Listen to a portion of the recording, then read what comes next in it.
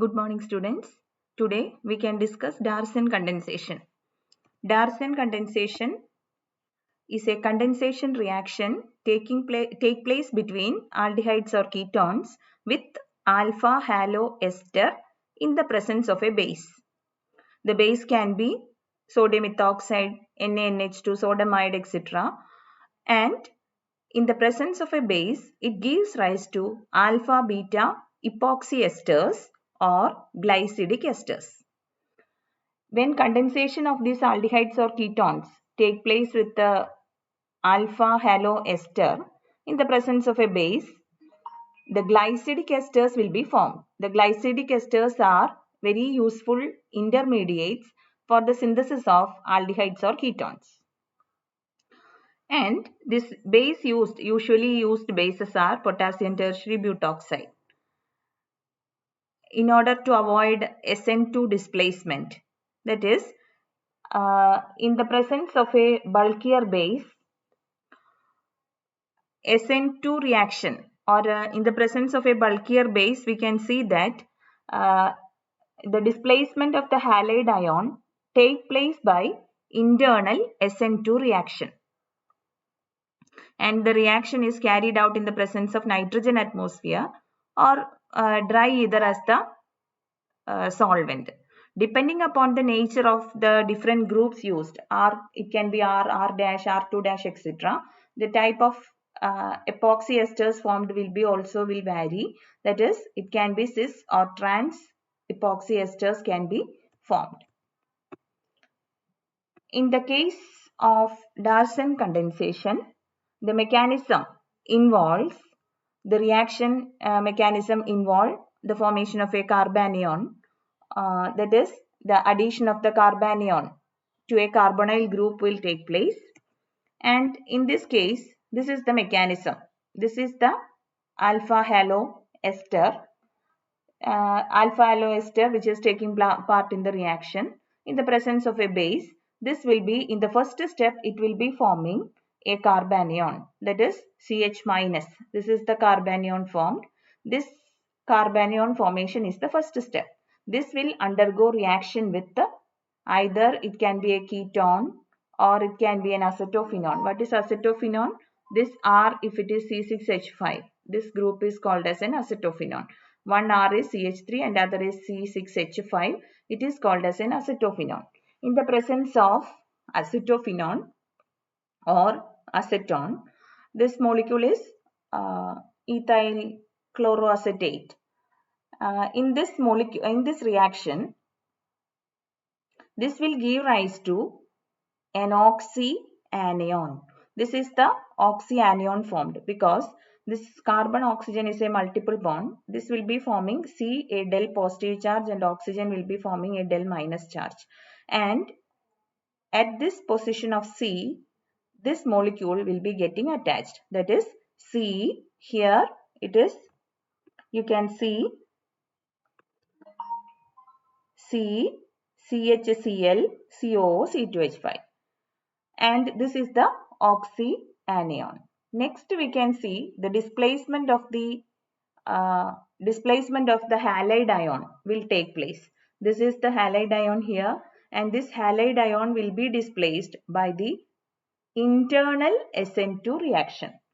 That is, internal SN2 reaction means this will force the elimination of this Cl as Cl minus. So, in this case, we can see the glycidic ester or the molecule or this oxide molecule or electron will be shifted towards this carbon, and this will be forming the glycidic ester is formed. This is the glycidic ester formed. This on alkaline hydrolysis. Alkaline hydrolysis means in the next step we can see that the alkaline hydrolysis will take place. That is, alkaline hydrolysis of this glycidic acid will give rise to a product or in the next slide we can see. Just wait a minute.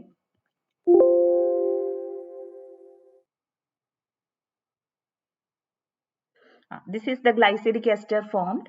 This glycidic ester formed on hydrolysis.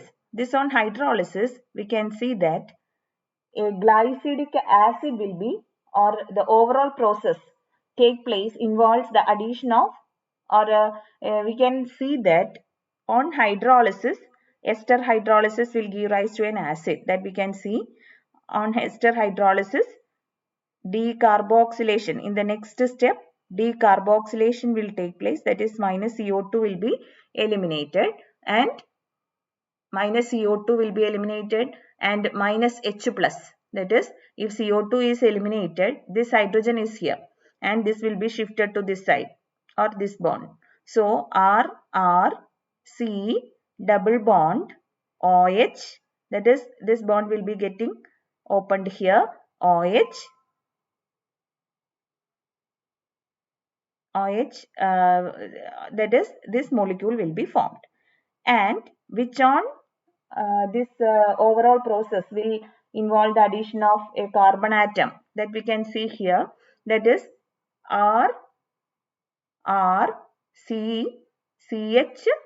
CHO. In this molecule we can see that an aldehyde is converted to a longer chain aldehyde. Aldehyde is converted to a longer chain aldehyde, and we can convert, or any higher homologue can be created like this. So in the case of Darson glycidic ester condensation, we can say that in Darson's methodology, it is used for the construction of epoxides, and it can be used for the construction of carbonyl compound with one carbon atom more than the original one. In this, the displacement of the halide ion takes place by an internal SN2 reaction. That is, addition of carbanion to the carbonyl group of aldehyde or ketone will lead to the formation of an oxyanion, and the ester formed on hydrolysis, alkaline hydrolysis, gives first a glycidic ester and later it will be converted to glycidic acid. This on decarboxylative rearrangement in the presence of an acid gives an aldehyde or a ketone.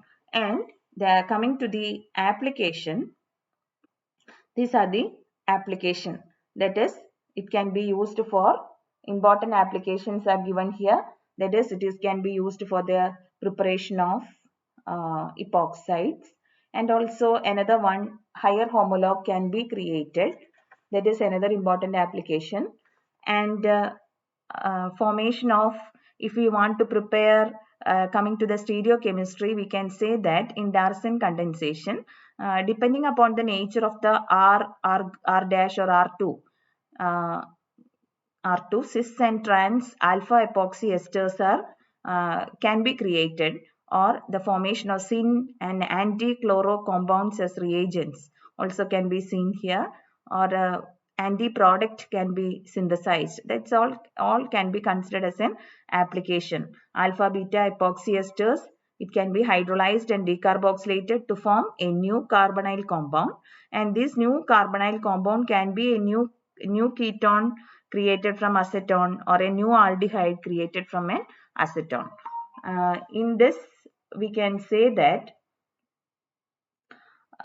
Darson's methodology is used for the construction of epoxides, which is used, it can also be used for alpha halocarbonyl compounds or similar compounds that can undergo deprotonation, or we can say electron withdrawing groups, if attached, they can also take part in the reaction. Glycidic ester condensation is very useful to convert a carbonyl compound to another carbonyl compound with the increasing one carbon unit. So in the Darson's methodology, we can synthesize aldehydes or ketones primarily, and it can also be used for the homologation reaction without any consideration of stereo control in the epoxide formation. So for this, we can say saponification of this alpha beta epoxy ester followed by decarboxylation will give rise to substituted carbonyl compounds also. So decarboxylation of an epoxy ester through hydrolysis will give rise to an aldehyde or a ketone with the higher number of carbon atom. That's all about the Darcy condensation. Hope you have understood Darcy condensation. Similar to the other mechanism, there is a carbanion formation and carbanion formation followed by the displacement of addition reaction followed by displacement of the halide ion by an internal SN2 reaction. Then a formation of epoxide will take place. After the formation, hydrolysis, then decarboxylation, and the molecule formed will be a higher aldehyde or a ketone. Thank you.